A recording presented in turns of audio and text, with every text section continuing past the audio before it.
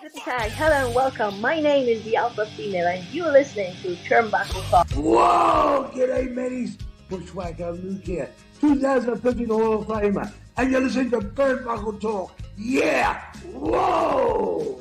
This is pro wrestling's only modern-day Viking Gunner, and you're on Turnbuckle Talk. Hey, this is Nick Magnus-Solis, and you're listening to Turnbuckle Talk. Hi, this is Leva Blue Pants Bates, and you are listening to Turnbuckle Talk. Hey, this is Jeff Jarrett, the king of the mountain and founder of Global Force Wrestling, and you're listening to Turnbuckle Talk. Hey, fellas, you guys have a great day, and this is only because I'm talking to Canadians. It is actually spitting snow in Tennessee. See? Oh my God!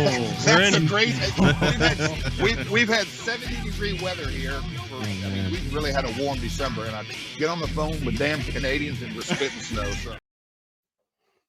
And this December has not been like that for most people. Although our December was great, our January not so much. It has been very, very cold. But I am Carl Carafell. I'm joined alongside Chris Best, and we may have an OMD show up in a little bit. Apparently, he says he's hungry and he needs to eat. Dude, I haven't even eaten yet, and I worked a 12-hour shift. Excuses. Dude, I sat here all day editing. I had one peanut butter sandwich. That's all. Oh, and a non-sponsored Dr. Pepper, which I'm having right now. Me too. Me too. Huge thank you to our non-sponsored friends at Dr. Pepper for always satisfying my thirst. I really do appreciate that. Bobby Stats, good to see you. Thank you so much for coming into this show where we shoot the shit and talk about professional wrestling and hopefully be able to bring you things that maybe the mainstream is not necessarily talking about, but we will definitely talk about them. The first thing I want to talk about and get out of the way really, really quick is I am super excited that during the time when Triple H was working and running NXT, he did some really good shit over there. And that has continued on even after he has left NXT, gone to the WWE's main roster situations. And what I'm talking about is NXT Vengeance Day. So the official theme song for that show has been released by the WWE with them putting out a little video. And the song is Dark Side by Bring Me the Horizon. Oh, yeah. So for myself, as a guy who is very much so a fan of hard rock, heavy metal music, this speaks to me. It speaks to my heart. I love Bring Me the Horizon, man. So I know that you are. I know you're a fan of Bring Me the Horizon. How do you feel about the WWE using these large bands for their theme songs? It has been something that they've done before in the past, but it always seems to be more that they kind of created their own music, their own themes, stuff like that. Now the inclusion of, we got to say hard rock is what Bring Me the Horizon is. Yeah. What do you think about them doing that? So every time I hear a metal or hard rock band doing a pay-per-view theme, it gets me so hyped. Minutes before we got on this show, and I got on to talk to you offline, Carl, I was watching the hype video for Rock and Stone Cold WrestleMania X7, which used Limp Bizkit's My Way. Right. I'm now hyped to watch WrestleMania X7, even though I've watched that pay-per-view like, I don't know, I lost count how many times I've gone back and watched that show. Right. But anytime there's a metal performer, even with Poppy, New Year's Day, Bring Me the Horizon. Oh, just Nita Strauss. Well, yeah, she's done like a lot of work with them. So. Yeah. But anytime they do that, and anytime, and I guarantee you, I would be jacked if they bring Me the Horizon to perform the song, which I'm hoping to see. That would be Oh, really cool to see. Bobby's in agreement. Bobby Petito, Bobby Stats, as we call him, says it's great that they are using them. I think it is as well. I think it's yeah. about time that we kind of got away from, the no name people or the no name artists, the stuff that you're using or creating on your own. Now, I think it's a Mhm. good platform sometimes, Yeah. definitely for the no name artist that is out there for them to get some recognition and get their name out there. Yeah. And But when it comes to these larger pay-per-views or premium live events, that's what we got to call them. yeah. I would prefer if we used a notable name band. I mean, another example is when they use it was for one match only, though, at WrestleMania 28, when they used the memory remains for Undertaker and Triple H's Hell in a Cell match. Oh, Right? I get goosebumps thinking about that build too. Edge's theme throughout. CM Punk's theme throughout. Yeah. Right?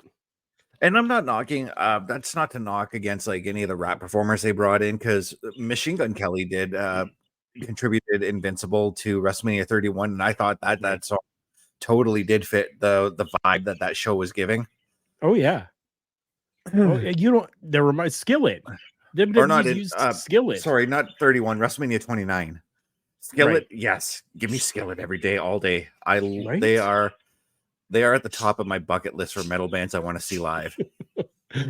No, I have not. I have not seen them live yet. That them could or change. them or John's other group, John Cooper, the lead singer, Fight the Fury. Yes. I would like to see. You know what? Since we're on this topic of music, anyways, I'm gonna bring to you and all of our listeners and viewers here another band that I recently got turned on to that I didn't even know existed, and that is a band called Eat the Turnbuckle. Have you heard of them, Chris? No, I actually have not. But I got a feeling that it's got to be a tribute to George the Animal Steel. Not really. Huh. No, like I would have thought the same thing as well, but it is not. They are though a band that does like wrestling music, Right. but it's not really wrestling music per se. They're not doing theme songs for wrestlers and stuff like that. That's what I should say. Yeah. That's not what's being done. But Eat the Turnbuckle has done music, like obscene extreme highlight reel, Suplex City, the best there is, the best there was, the best there ever will be.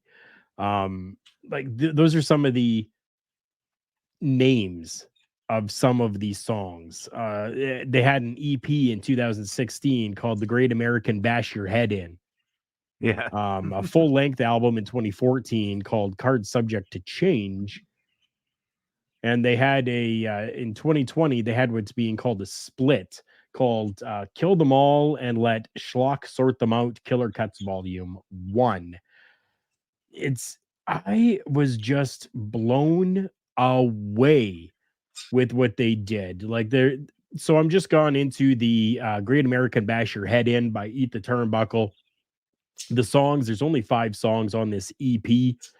First one, New World Order, then Get the Tables, then Make You Humble, then Suplex City, and then Invader number 1 Must Die. Not very long for things. 2 minutes to 3.5 minutes in length, with the 5th song being 1:15, only giving a total of 9 minutes and 50 seconds for this EP. Which we've got an OMD in here, but I think he's having some technical problems. we do and we don't. He's got some tech issues going on once again there. I suggest to anybody, if you are into it, it's more heavy metal, like death metal type of music. Go ahead and take a look at Eat the Turnbuckle. They're a Philadelphia extreme wrestling themed hardcore band, is what they are called and considered. I was blown away, dude. I want you to check them out. And next week, when we are, hopefully, I'm not working, but at some point, let me know, anyways, what Yeah. you think of them. Yeah, I was I'm gonna have to. pleasantly surprised. They're up on Spotify, right?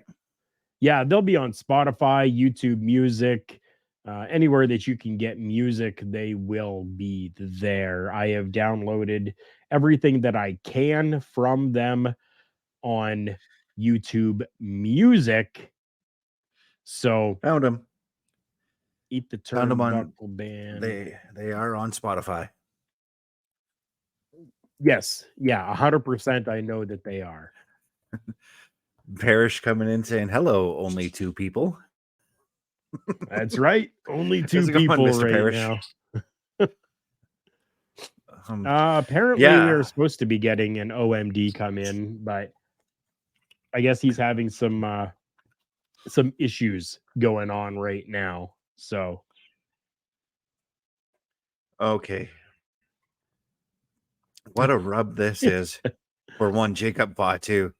Jacob Fatu to be wrestling against Yuji Nagata and New Japan from New Japan at MLW Super Fight. What a rub for Jacob Fatu to be getting him. Oh yeah. That is amazing. Oh geez. But no, music and wrestling just really seem to go hand in hand, and in order to get like the good hype for a pay-per-view, you need the right song to do it. And I think that's why I enjoyed basically every pay-per-view in 2001, because like all the music that they had was right for the emotions going into that show. Especially, I believe it was Survivor Series 2001 where they used Control by Puddle of Mud, and that was the WCW versus or Invasion. The Invasion angle came to an end at that show. Yes. No, it is fantastic. You definitely need to have that stuff that is there and available. And is something that's going to, as you said, pump up the crowd. It has to. If you don't have it where the crowd is getting pumped up by what you were doing, then why are you even doing it? Essentially, you know what I mean? Yeah, and I won't lie too. Like anytime nowadays when I hear "Summertime Blues" by Rush, I get pumped for SummerSlam 2004. When I hear "Run" by Day of Fire, I get excited for Unforgiven 06. Still to this day. Yeah. Oh, I know. It is fantastic. Yeah.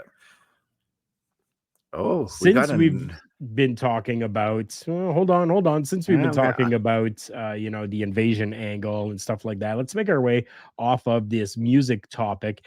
And this is one that I want to bring in our guest here for this next piece of news, because, well, he took a little bit of time off, came back to the ring, and I'm talking about our good friend, Mr. Chris Parrish, who has decided to run in and join us here on this episode today.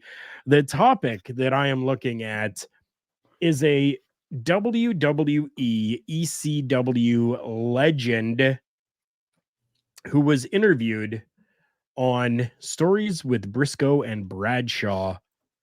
A range of topics came up, including who he would like to have his final match against, where he named RVD. So at this time, he's setting up for his final match and he wants to do it maybe in July or a little bit later.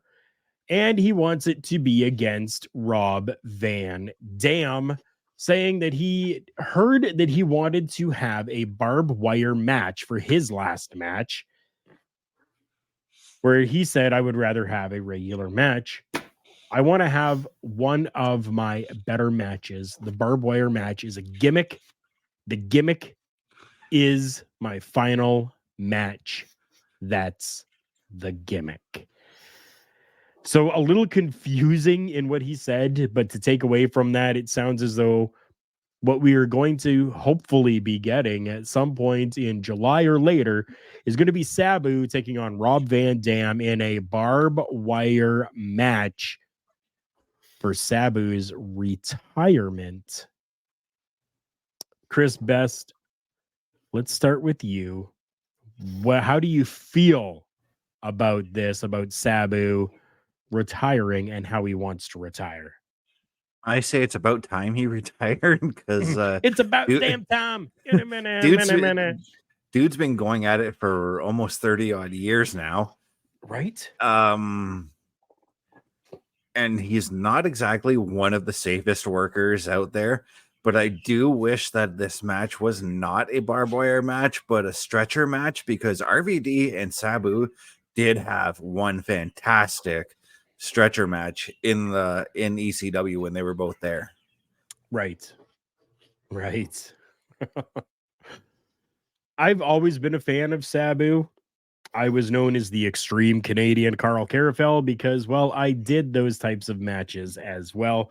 Not to the extent, though, that Sabu has done, but I was an extreme wrestler, an extreme worker. Bobby Stats says it's great that Rob Van Dam could be Sabu's retirement match. OMD, turn that television down. He looks so scared. Damn. No, the computer did not want to cooperate with anything tonight. When I first came in, I had no audio, no video. Mm-hmm. And you don't have a mic. You have no mic right now.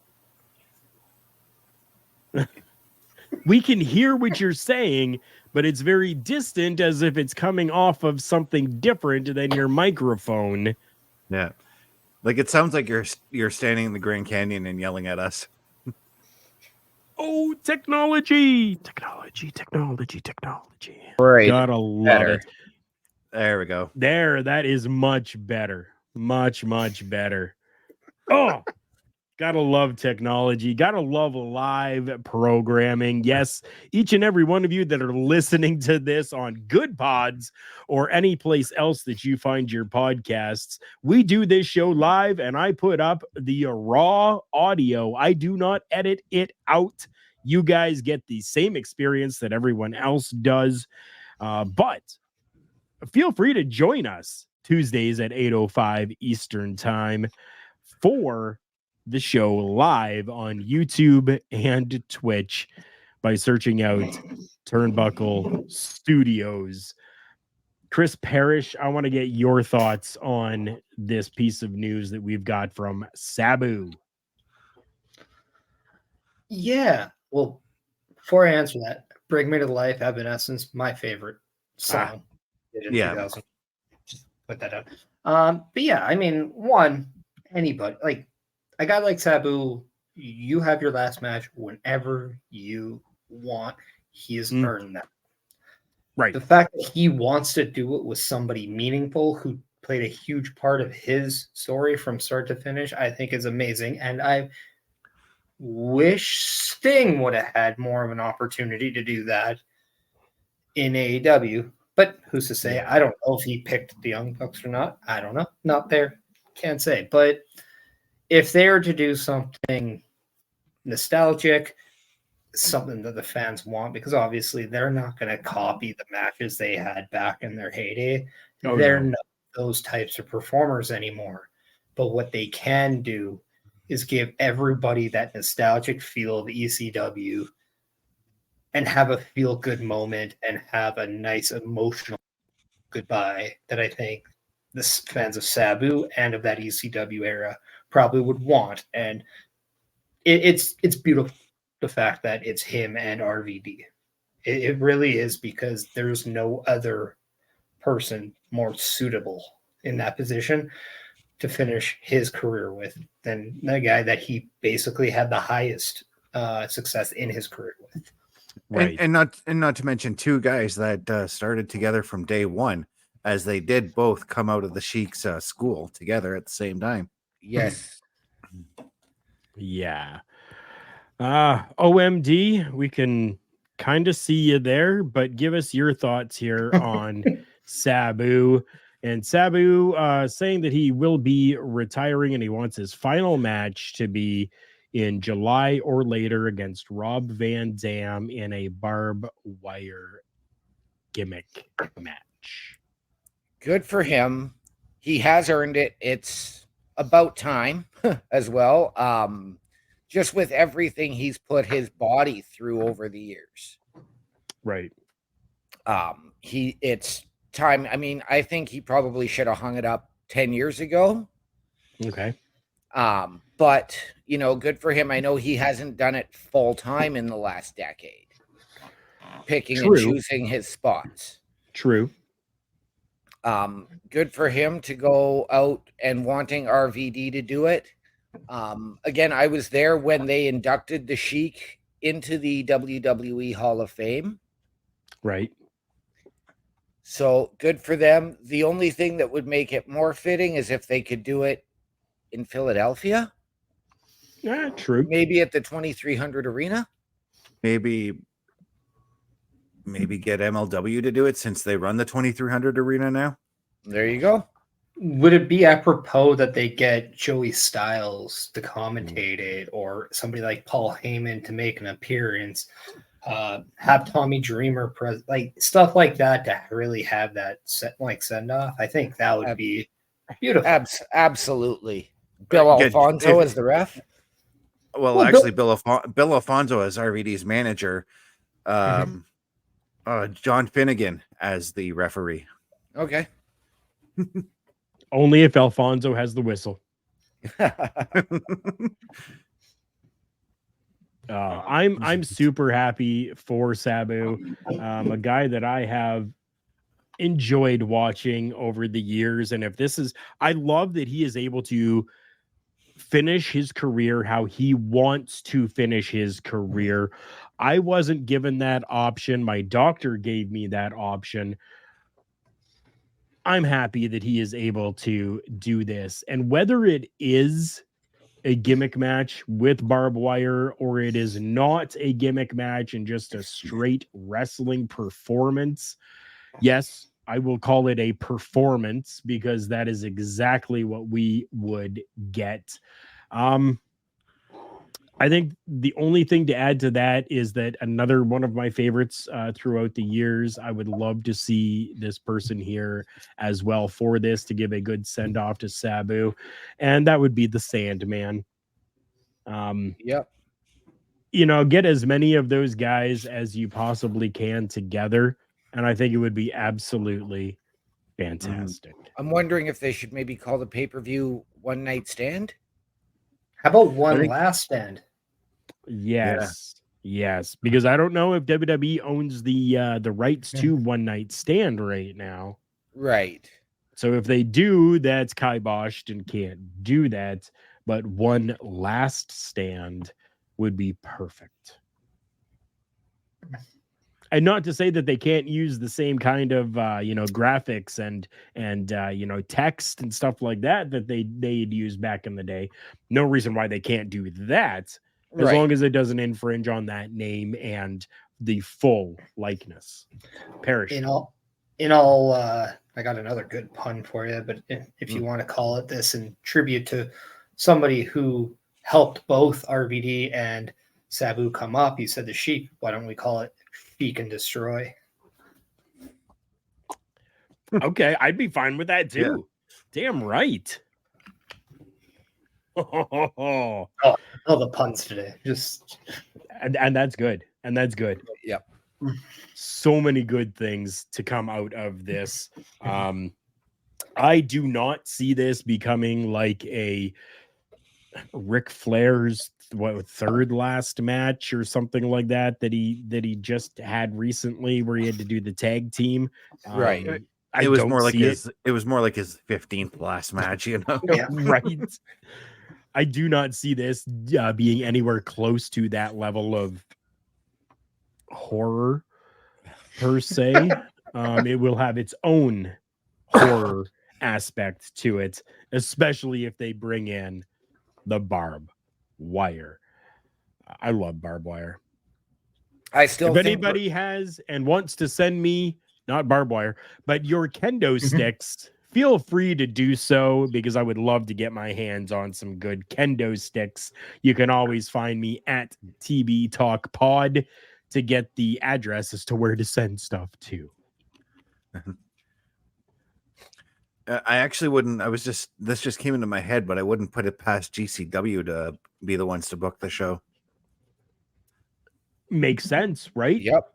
Game Changer Wrestling, the place that is known for the hardcore death matches, would be fitting, would be perfect. And especially if they could get into, the 2300, which they have before. Yep. At that same point, though, both Sabu and Rob Van Dam have in the last little while been in AEW. I wouldn't throw it past Tony Khan to even try to do this, because, well, as we know, whatever Tony Khan can do to take away nostalgic, I think he does. Yeah, and see, that worries me, because the last time they tried to do an ECW gimmick type match, it flopped hard. Yeah, what was supposed to explode and didn't, or something like that, and yeah, ended up being a boot. I don't know. I think regardless of whatever promotion puts it on, and I think regardless of the stipulation, if there is one, you're gonna see that ECW mentality come into play for it. Yeah, and I'm fine with that. Yeah. I am fine with that. Yeah. Let's move on to the next subject that I have here. And this is something that was sent to me by, I believe it was Chris Best earlier today, having to do with one of those companies that we just talked about. That is MLW, Major League Wrestling. Chris, I want you to take this one here for me. I did do a little bit of reading on it, but you brought this one to me. This is your story. Yeah, so the MLW is partnering with a promotion called Oceania Pro Wrestling. Going for in a tweet, MLW and Oceania Pro Wrestling announced that they have formed an alliance. The press release is as follows. In an exciting move that promises to break barriers in international collaborations, Major League Wrestling and Oceania Pro Wrestling have officially announced a partnership. This is the Australian promotion, by the way, that they were looking to work with. So it's completely official. I'm actually opening up the Twitter right here to go through it all. Court Bauer was the one who announced it. The fans down under are some of the most passionate, and we can't wait to bring them something special as two organizations team up for some exciting opportunities. So this to me says we're going to get MLW doing pay-per-views, TV tapings, all that kind of stuff in Australia alongside this promotion. This to me allows further exposure as far as the Australian wrestling scene goes. All right. Oh, that makes me so happy. So happy. Yeah. Yes. Oh. Absolutely. Australia's wrestling scene is thriving right now, and I'm not just talking about the wrestlers who make the trek over to North America. Mm-hmm. You look, they've got New Horizons, they've got Oceania, they've got WXW. Oceania is also the company that they do a promotion with New Japan Pro as well, which due to restrictions late last year, like early in the fall, the Oceania Cup with New Japan got put on hold, and they were able to bring Impact over to do that tour. Right. So this really excites me that they are opening up a lot more avenues for North American wrestlers to go over there, as well as for them to come and work with North American wrestlers here, hopefully. No, I'm totally excited about the prospect of talent we've never even heard of or seen before coming on the screen, coming to us, you know? Oh, yeah. Yep. Oh, definitely. Parrish, you want to go to Australia and work? I'll go down under. Okay. But like, let's also take a step back too, and like when we kind of entered this world of wrestling, but like when I entered it in 2003, 2004, we were living in a place where it was almost taboo to work a second promotion in your same city. We were working with a lot of people with an old school mentality where they didn't want to share talent. Yes, the talent suffered because of this. And then you add 20 years to this, and now we're seeing partnership galore, or a plethora of partnerships, I might say. But everyone is understanding that they can thrive on their own, but you can thrive even more when you're helping and working with other people. Now, what's amazing is there's a lot of people probably in North America that don't know the other company. And there's going to be a lot of people over in Australia that don't know MLW. So this allows fans to be educated further on the scene of professional wrestling. Right. Just listening to the Chris Van Vliet episode with Steph DeLander, she happens to be Australian, but also said when she was growing up, her best friend, we all know, is Indy Hartwell. She knew of the scenes outside of WWE. She did not. So it was really hard for her to go and look, because back then she would say, I would go on the WWE website and would say, we want people minimum of 3 years. She's like, well, how do I get experience when I don't know what's out there?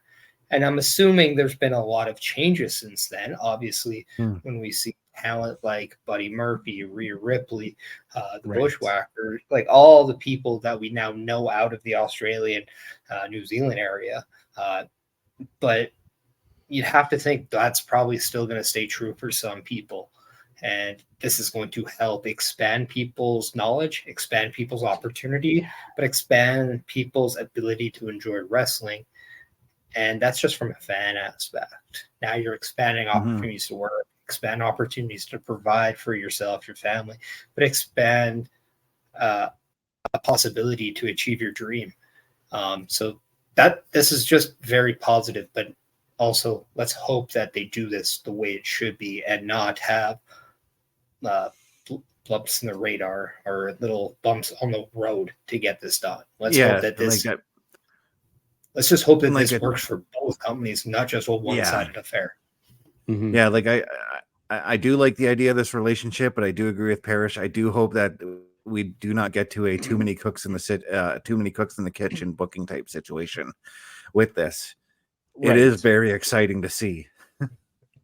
So a little further into that, OPW owner Cam Val says this is a truly unique partnership by two innovating wrestling companies to have the OPW champions recognized by MLW as their regional champions and to bring MLW to Australia in 2024 and beyond. OPW wrestlers will show MLW fans how good we are down under and knows what that will mean for MLW in the future. The partnership is set to bring about a myriad of collaborations, showcasing the best of both worlds in professional wrestling. From championships to innovative content creation, fans can expect a thrilling array of flights and entertainment that transcends geographical boundaries. So what it sounds like is that these two companies are going to still work separate, But just like the Chris Parrish podcast and Turnbuckle Studios, we are in partnership with each other. And that is what is going to be happening here. So they're going to recognize the OPW champions as regional champions of MLW and vice versa. And so I think with that, it could be a great thing. I am all for that idea. So, OMD, I have to ask you, because you're the only one out of us who actually did live in Australia at one time. Yes. What do you know about the wrestling scene in Australia? Or what do you remember about it? I didn't really get to experience the wrestling scene when I was there. I was 3 and 10. Okay. Were you able to access like other companies like WWF, WCW easily there or anything like that? Again, it's so far back, I don't remember. I'm sure if I found it on, then I would have watched it. Yeah. But because of it's a 12.5-hour time zone difference. Right.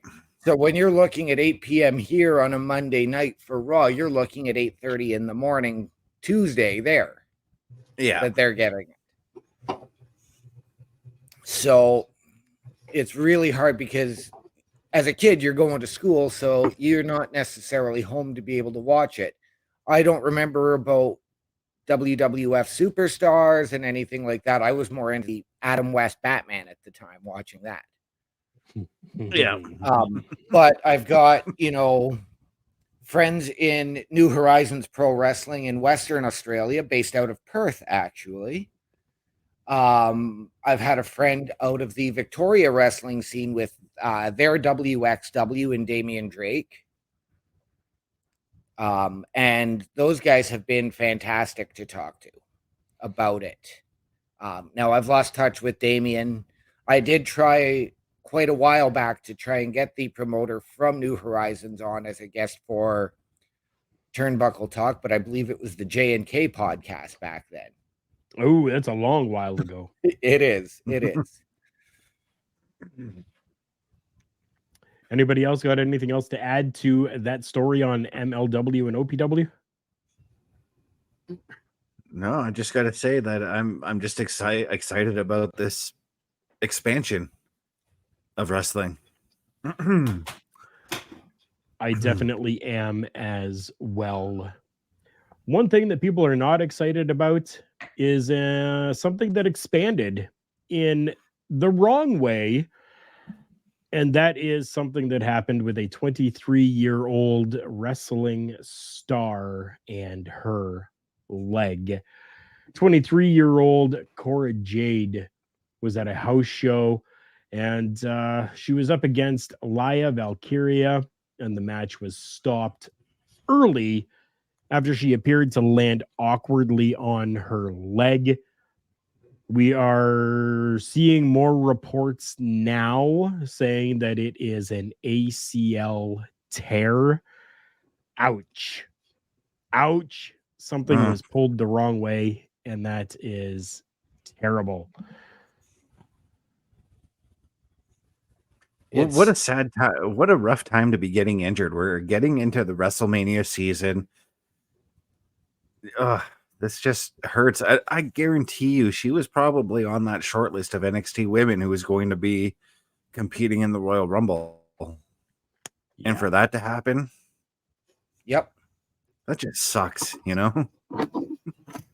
And I mean, we went through this, I guess, just after WrestleMania last year, where there was that rash of injuries with Nikita Lyons, Sol Ruka, Wendy Chu, and a few others going out with these ACL injuries, and they put in a review on their training practices. Again, that's being called into question off of this one injury, and they're going into this review again, which good for them. Good for them, because you're trying to make sure your training is safe to make sure that everybody can stay healthy. We know that bumps and bruises and injuries can happen at any point in the ring. Oh yeah, they can. And sorry, go ahead, finish off. Nobody is out to target anybody unless that's the storyline that's played out. Right. Yeah, I mean, we can talk about the timing as much as we want, but it flat out just sucks in general. Simply because, I mean, look at Charlotte Flair and look at the injury she also had. She's one of the stars and was probably lined up for a marquee match at WrestleMania and now also has to miss it. Cora Jade, like, it's really unfortunate with her progress because she looks to be on that verge of, oh, maybe her time is done. I don't want to say done in NXT. I still think there's a lot of time with her in NXT. She still needs to, I think, have a real run with the women's title down there. Mm-hmm. But just that opportunity of maybe getting that look and saying, okay, where are you right now in terms of your development? Are you on the cusp? Are we going to give you that Tiffany Strand treatment where we see maybe a little bit of appearances on the main roster just to see where you're at? It's very unfortunate. She was getting a lot of steam when she came back, and then it's now being pushed back. But this is now a test of her to see mentally how she moves forward, because if she lets this injury track her progress, this is even worse than the injury itself, because she really needs to understand that this injury is not going to define the next step in her career. This injury should be motivating her to make the next step more imminent in her next career. Right. Yeah, and while we're on the subject of injuries, there's one that's in question right now, and that is Seth Rollins. Yes. This one is going to hurt the WrestleMania scene if his injury is as serious as people are making it out to be. He's scheduled to go for an MRI. I don't know if he's already gone for it yet, but fingers crossed he stays healthy. He too tweaked his knee in the match against Jinder Mahal last night. He tweaked his knee, but he was also seen putting strength on his knee afterwards after the match. So if he was able to put his own strength without assistance on his own leg, there's a good chance that it's not as serious. It could very well be precautionary. He also has history with knee issues in the past. So getting a follow-up now, I think it's more of a, okay, let's make sure that this isn't serious, because we still have a guy like Damian Priest who, even if it suddenly has to be a short-term thing, we can take the title off him that way. We can have him come to Raw. We could have Judgment Day beat him down, and Damian Priest could cash in only then to, if it is serious, it does suck, but I think there's a little bit of a light with him being able to put strength, like his own strength, without assistance on as well. Yes. Yeah, but if it does turn out serious, then that match with Punk is pretty much going to be off the table for now. The one bright light for WWE, though, if it is serious, they can tack this onto his contract and have a lot more time to negotiate that extension. Yep. Yeah. Very much so good. But a speedy, we here at Turnbuckle Talk do definitely wish a speedy recovery to Cora Jade, because as Parrish had said, she was really starting to shine in NXT before this injury happened. Oh yeah. You can just tell by her confidence that she was fully more aware of who she is, not just in the ring, but the cadence she shows just during a segment, just during a backstage promo, on the microphone. Like, she was a different performer than she was before she took the time away.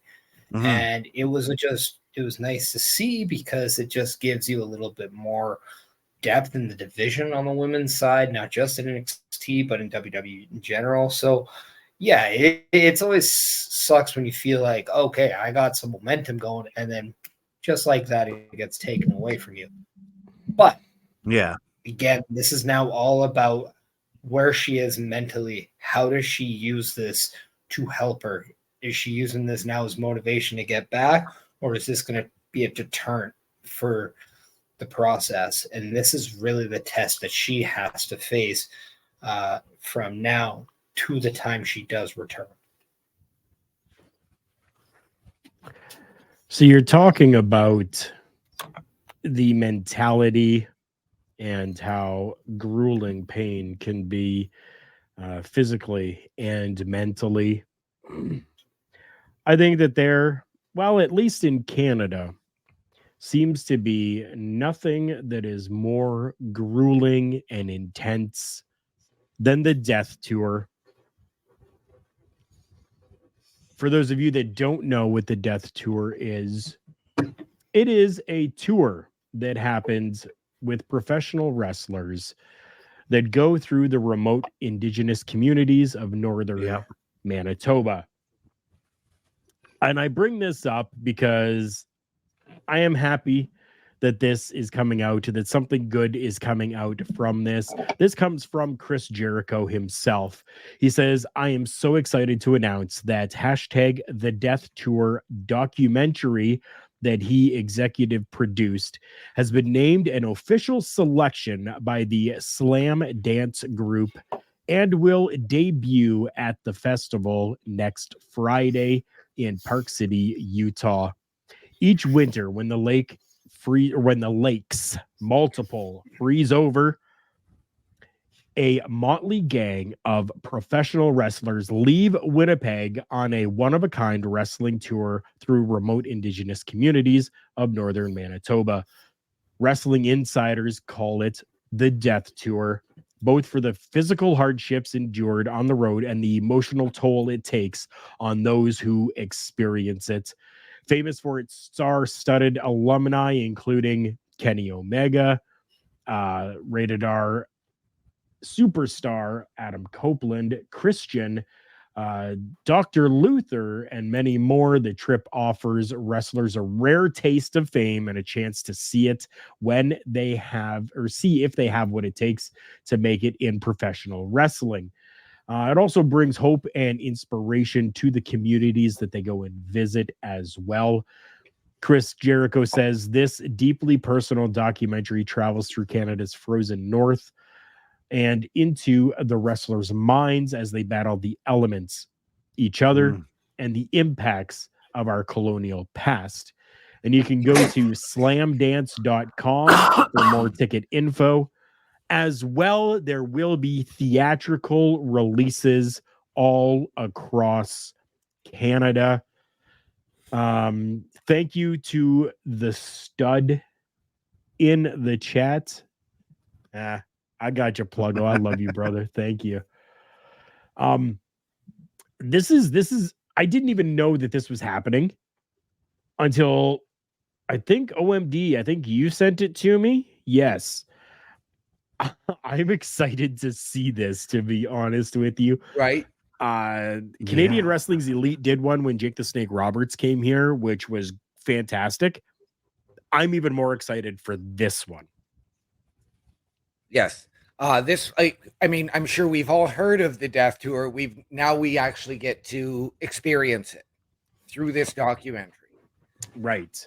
This is not something that Sorry, OMD. This is not something that any of us have been able to experience. I have. Oh, you got to do the Death Tour? I did one, and I believe it was either 2012 or 2013. Oh, nice. So to be able to experience this is going to be fantastic for all of us who have yet to experience it. I mean, I've only heard some of the stories from the Death Tour in bits and pieces, mainly from Edge and Christian. The one story that really sticks out to me is how they were driving across the lake. They were running late for the show. They had to get there. The arena was freezing cold. They couldn't get a hotel room.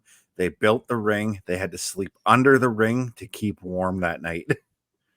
Yep, and that was after their car got stuck because the ice cracked and they were forced to jump out into waist-high water with Rhino. Yep. And then drag him because his legs were so short they had to carry him because he couldn't keep up.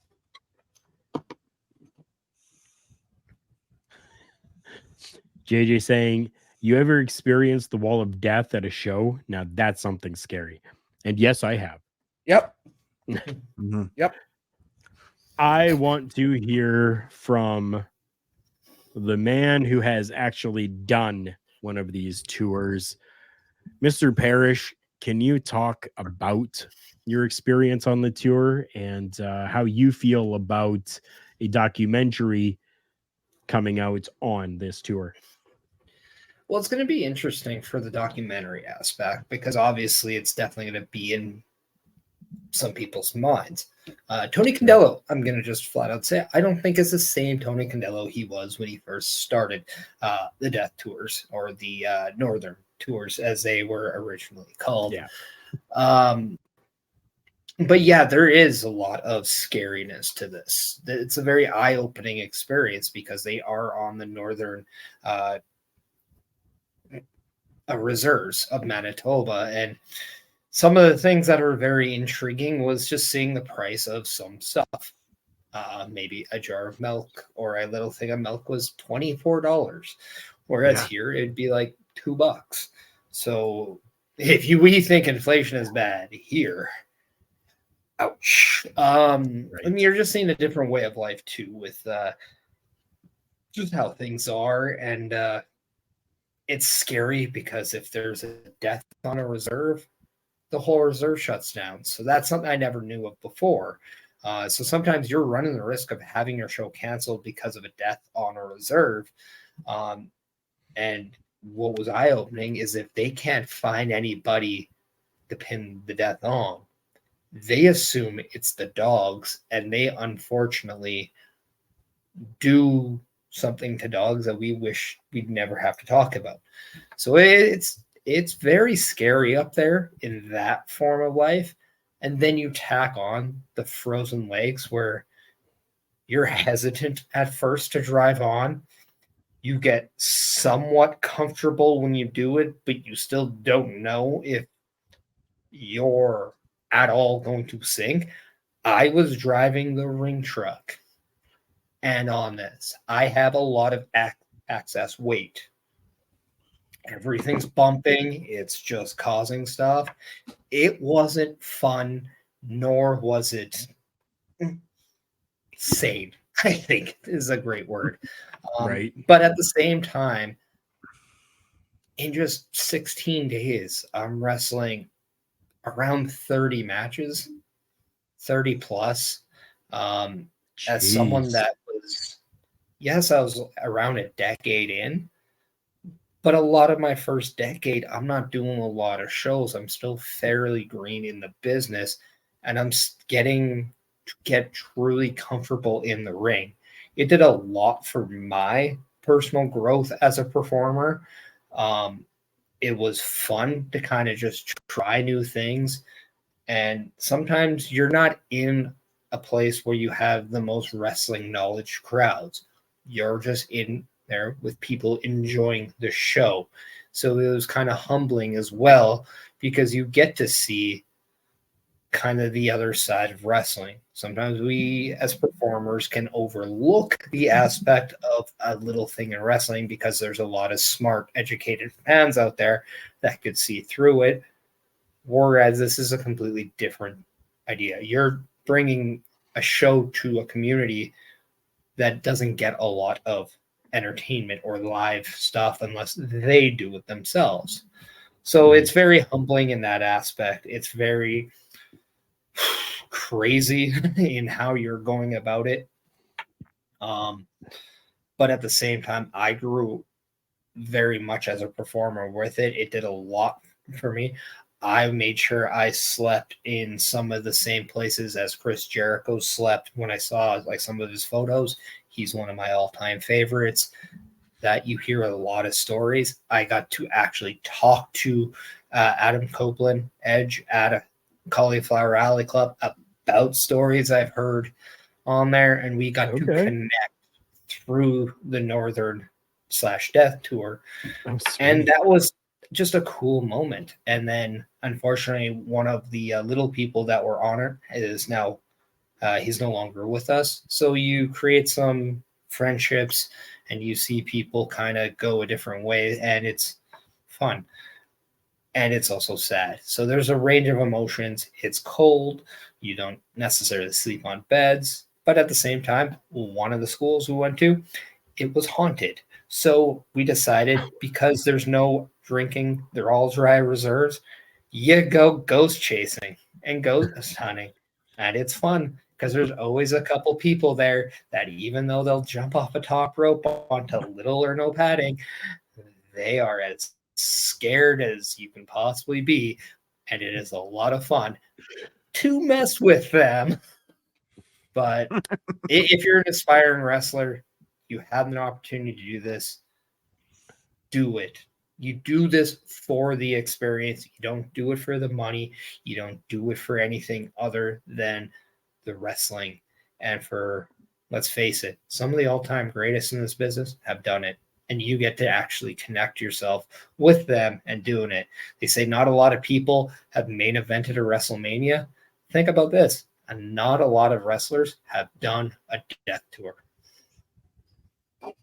Right. Wifey coming in saying, "Hey guys, hope you're all having a good Tuesday night." We are. Oh, we are.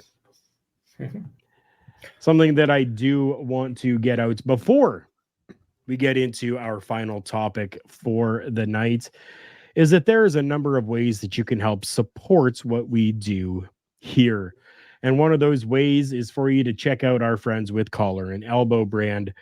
I am wearing my Collar and Elbow branded hat, and down in the ticker below, you can see there is a promo code to get yourself 10% off your entire purchase each and every time. When you check out collarandelbowbrand.com, use the promo code JKPodcast for that 10%. Thank you to my boss, Al Snow, who created Collar and Elbow brand and allowed Turnbuckle Talk to become the very first sponsored podcast from Collar and Elbow brand. I want to give a shout out to our friends at realwrestling.net. They have news and views by fans, by real fans, for fans. Because of them, Turnbuckle Talk has become international as they are based out of the UK. So thank you, realwrestling.net, for your continued support of Turnbuckle Talk. And if you're looking for some merchandise from Turnbuckle Studios as a whole, check out our Redbubble, carlcarafel.redbubble.com, KARLKARUFEL.redbubble.com. And with that, we always need to make sure that we're telling Dr. Pepper to get a hold of us and sponsor Carl Carafel. That's right. Dr. Pepper, sponsor Carl Carafel. We have always got our non-sponsored Dr. Pepper in hand. If you would be so kind, go and check out Dr. Pepper on the socials and hashtag them that to make sure that they know about us over here. Our final topic for the night is something that we all found kind of a little bit odd. The graphic up on the screen right now has the Raw logo and then says changes with a question mark. Yeah, that had us all wondering as well. Well, we were able to get some information out of this and even a public thank you from Triple H. Things were different yesterday, guys, on the set. And how did you feel about them? Mm-hmm. I loved them. I actually liked the look. It was fantastic. It was refreshing. Right. I mean, Raw's always a good time with you guys, but like the set changes, the entranceway, it was invigorating. It almost like it added a new fuel to Raw. Right. Parrish, what'd you think? It was definitely different. I can't say I loved it because there's aspects to it where when you're seeing like the lighting right in the middle of it. It kind of threw me off. It didn't look as clean as maybe some of the others. You did find out a little bit later that that's not the permanent change. It was a temporary change based on the weather conditions that they had to deal with, and then the arena themselves, where they couldn't just fully access the normal stage. But it was an interesting temporary solution, and it wasn't horrible. I've seen way worse, but it definitely looked different to it, and it was interesting. The multi screens and Trons that they had, I do like. There's always something about having 2 screens up front and 1 behind, and you actually get that. That just makes it feel a little bit different, and I like that. Yeah. I'm still going to be at the end that if they're going to do a change, I want to see an actual stage. I don't want to see where they walk out is the same platform as the walkway. I want to see something. I want to see that. There's always something to it. Just a ramp. Give me a ramp of some sort. Understandable. I miss my ramp. As Parrish said, this is not a permanent change as much as some people would have liked it to be. I want to get into this tweet or this X post that Triple H had sent out. He says, I cannot say enough about the amazing job our talent, crew, and staff did these last few days. Through winter storms, blizzards, and incredibly tough travel, they did what was needed to be done, or they did what needed to be done to put on a show for the WWE Universe, which included completely redesigning Raw on less than 24 hours notice. They really are the best in the business. To put it simply, I couldn't be more proud or grateful. On top of the change that was made, I want to focus maybe a little bit on this post that was put out by Triple H.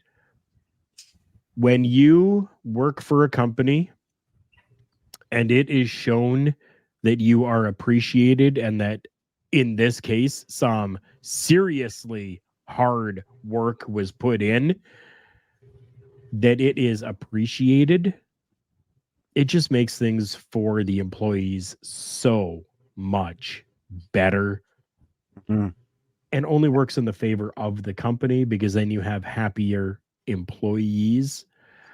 I really don't remember seeing very much like that come from the old regime under Vince McMahon, but I'm seeing a lot more of it underneath Triple H, Paul Levesque.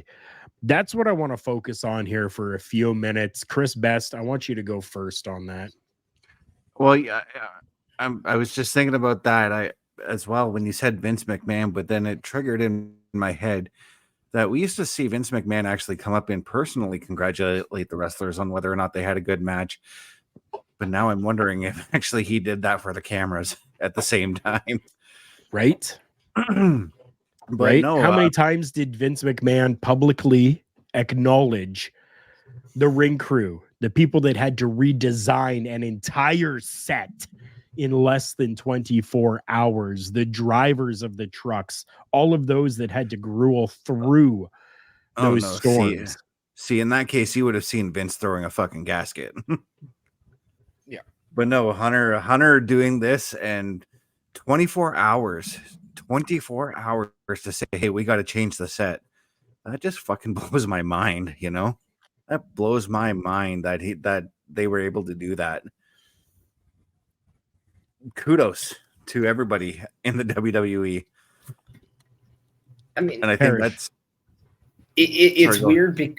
It's weird because as much as it does like shock you of what the WWE is capable of doing on short notice, it really shouldn't shock people because they always do something amazing on short notice when they're pushed to the edge. It just shows you what they're capable of when they have to adjust. But Triple H, he knows a thing or two about evolution, if you ask me. But again, like, it just also goes out to show you how different maybe Triple H is from Vince in that way. Let's also take it for what it is. Vince is a completely different minded individual when it comes down to appreciating talent. We and maybe the 2024 don't think it's acceptable that he doesn't do the little things. But back when he was coming up, you didn't have to do all those little things, because honestly, people weren't as freaking needy back then. And I'll just flat out say it. I didn't need a pat on the head anytime I burped on command.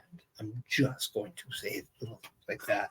But at the same time, it is 2024. We have to live with the current times. And it is nice that that's happening. It is nice to see that Triple H is thanking not just your top stars. He's thanking the people that can make the top stars look like top stars. And that is your crew, your stage crew, your lighting crew, your ring crew, all the crews that make the show possible. It blows my mind that we have yet to see a network special on things like this to show you how much work is done. I would love to see a WWE special on how Monday Night Raw or Friday Night SmackDown, how it's made.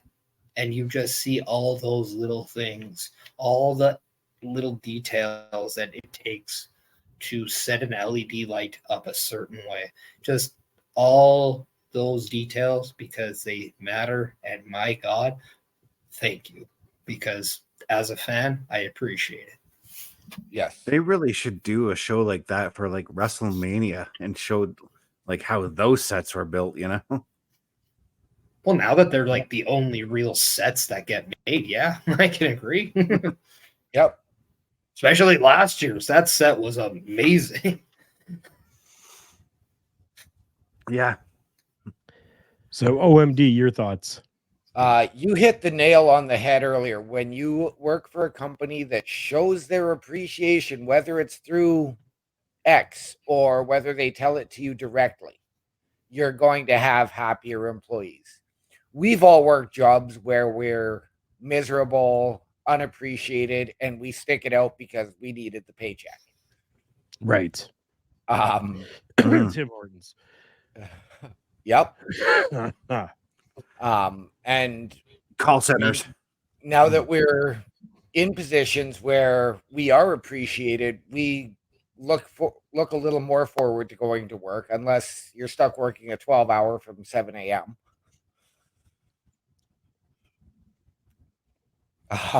But for that, and yeah, the credibility that the crew, the recognition, because we never look at the unsung heroes of the business. We're focused on the in-ring. But you don't realize how much work goes into every show, every interview segment. So good for them. But Parrish, I agree with you as well. Is, you know, Vince is from a different generation where it was more, I'm the boss, I'm up here, and you all work for me. So sure, he might have given out a Christmas bonus, he might have given out a raise, but if you're not going to publicly acknowledge, then maybe, like, and you're right too with saying it's 2024 as my studio falls apart, I guess I might need to hire some of those guys. Maybe. Damn. It is, but also at the same time, like, we never heard a lot of people say anything like the crew. Like, we never heard a lot of the crew like crap on Vince McMahon when they leave either. So like, no. it's a different kind of appreciation that he showed too. But at the same time, we live in a world where we need that right now affection. We need that right now gratification. We need that right now appreciation. So yeah, Triple H, he understands that. He's quote unquote a student of the game as much as he is the game. But at the same time, he does appreciate the little things as much as the big things. And let's face it, it's no different from the people who are shoveling snow just to make the Buffalo Bills game happen. It's that kind of short-term or short notice stuff when we see the best of people really come out. And yeah, it's those kind of efforts that should go noticed, because it's those kinds of efforts that really keep the wheels spinning. And when you're WWE, you can't afford to have the wheels stop. No. Right. Yeah, you definitely cannot. Yeah. All this talk about appreciation at work, and I remember the very first time I ever got recognized for my work, and it was a call center job for a supervisor I despised. I loved it because she despised me too, and she always ragged on me for my sales when I was even the top seller on our team. I loved it when corporate came in and handed me $400 and was like, "Hey, we love your work. Keep it up." You know? Did they do it in front of Avril? They did do it in front of her. I knew exactly who you were talking about. How bad is that? She was seething. And just to kind of maybe say one last thing, we're talking about Triple H saying thank you to his crew. It's no different from the people here thanking everyone who's taken the time to watch and support Turnbuckle Talk, Turnbuckle Studios. Please make sure you go and give a thumbs up on this video if you appreciate it. That's a way for you to show your support to us and to this channel, so we can grow and we can provide you a stage just like WWE Raw can. That excellence that you deserve and that we want to give out and provide for you. Why didn't you include the Chris Parrish podcast that we are in association with? Because we're not freaking on it right now. That's on Sundays at 12:15 p.m. Eastern. We're on Tuesday at 9:25 p.m. Eastern. Sundays. That is right. Is where you can find the Chris Parrish with the Chris Parrish podcast. Oh, it is so good. Joshua Joseph is always over there. Our good friend JJ is always there. You guys put on an amazing show that is really starting to pick up some steam and doing really, really good things. In the ticker down below, all of you can see all the different areas to find Mr. Parrish. Go ahead and tell people in the audio land where they can find you. My house in St. Albert. I mean, you mean, okay, gotcha. Yeah, you can see me on a line at Twitter or X, whatever you decide to call it. It's like calling WWE WWF still. It's all good. It's all the same. But you can find me at Chris Parrish. You can find me on the Instagram at Chris.Parrish. Same with the threads, in case you're not too sure. You can follow me on my YouTube channel at Chris Parrish. You can follow me at my Twitch at The Chris Parrish. I have a Kick account. Why, you ask? And I'll just give you one of these emoticons. And if you are on the audio side, I don't know. I thought it was cool to have one, but I can't access it. But I am too lazy to take it off my ticker. I'm on TikTok at Chris Parrish, and Chris Parrish podcast is also on Spotify. So make sure you're checking out Chris Parrish podcast. All episodes are uploaded. I upload all the episodes the same day we air, within an hour of completion. You can usually see it on there. And if you can't, I'm probably changing a diaper. So back off. No, yeah. Sometimes shit happens, literally and figuratively. Yeah, and you can see my show on my Facebook at The Chris Parrish. Please check it out. I appreciate it. I hear having more viewers means it's doing well, so let's do that. Yay. And while you're on your show, the Chris Parrish podcast, is there anything specific that you like to drink while you were on there? Beer. No, not beer. It's too early. If I usually drink something I don't sponsor, but if you're asking about my sponsor, it's Rogue Energy, and you can go there and you can use the promo code PERISH PERISH to save yourself 10%, because we all know that you want to only save 10%. If you want to save more, you're gonna have to give me those views I was telling you about, so I become partner and I can offer more.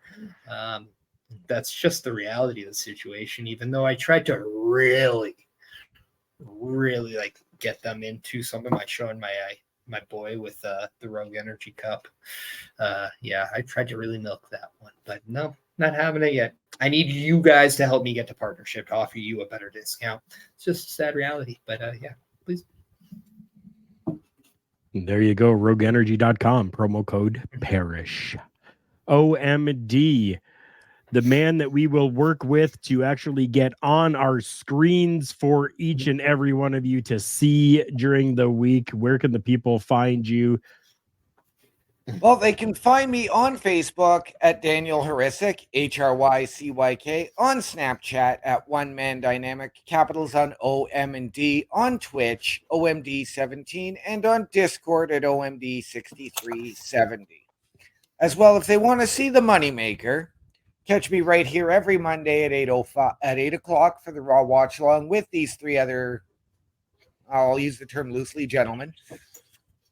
Right here on Tuesday nights on Turnbuckle Talk with, again, at least Carl Carafella and Chris Best, and on Thursdays on The Boar's Nest with Bubba Duke. Mr. Best, socials for you. All right, guys, you can find me at youtube.com at ChrisDamage83, twitch.tv, CBRS_entertainment, threads.net at CBestFilms83, Facebook.com, Chris.best83, TikTok.com, CBRS.entertainment. You can catch me here every 8 p.m. Eastern, every Monday night, 8 p.m. Eastern for the Monday Night Raw Watch Along, 8:05 Eastern on Tuesdays with Carl Carafell, sometimes OMD, and whoever else joins in for Turnbuckle Talk. And stay tuned for something coming on a Saturday night. Hockey night in Canada? Well, that's already happened. Yeah. And if you all feel so inclined, we would love if you could check us out on Good Pods, goodpods.com/podcasts/turnbuckle-264524. That is our link for Good Pods. We can get rankings on there, and we've been doing very, very good over there. We would be so appreciative if you all could download the Good Pods app. Subscribe to the show, Turnbuckle Talk. And when a new episode comes out, even if you have listened to it in video format, go there and give it a star rating. You could put whatever star rating you would like on it. Although most people give it a 5. I'll let you know that. Most people give it a 5. So if you'd like to give it a 5, you can do so. But it does push us up in those rankings, and it does allow Good Pods to see us as they had seen us, and even sent out information about the show as one of their recommended shows on their socials, which was absolutely fantastic, and help us make our way and stay on the top at number 1. To find all of my socials, you can just follow my link tree, linktr.ee/Carl Carafell. That is linktr.ee/KARLKARUFEL. So, the One Moth Boy, hello to you. And to answer your question, the question is, does Lightning McQueen have car insurance or life insurance? I would say life insurance. Yeah. I would say he bundled his life and auto. Oh, and did he save? He Did must you get the have. discount double check? He might have. I wonder if he saved 15% by switching to Geico. I was just gonna say that, dude. And with that being said, my name is Carl Carafel. We've been joined by Chris Best, OMD, and Chris Parrish. We thank you all so much for coming by. Absolutely fantastic to have you all here. And the one moth boy, first time hearing the bundle idea. Love that. So happy about that. Stick around if you will. Give us a like on the video. Subscribe to the channel over on YouTube or on Twitch. And be ready the next time that Turnbuckle Studios goes live with some content. Remember, everyone, the world's a scary place. Take care of each other.